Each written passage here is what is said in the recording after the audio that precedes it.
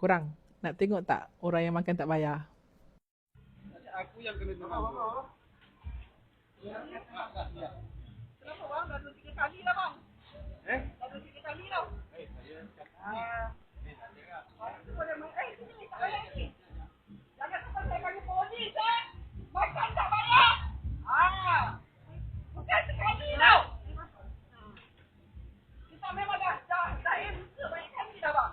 Biar saya nak bagi malu je. Islam ni. Sebelum ni saya tak halal tau. Sebelum ni saya tak halal.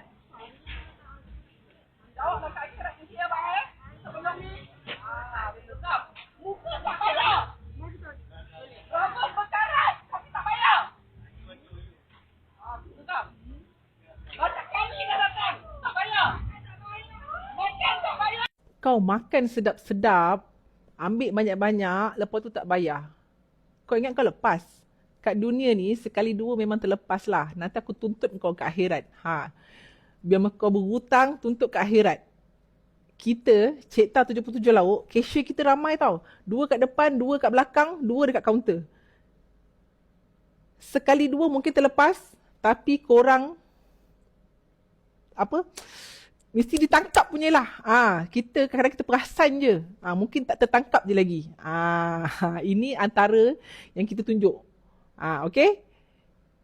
Bayarlah makan. Kesian kita orang. Penat, berniaga. Dua pagi masak, basuh ikan, lap pinggan, lap lantai, buang sampah. Kau makan tak bayar. Kau dah apa hal? Geram lah ni. Aduh. Korang. Macam-macam kan?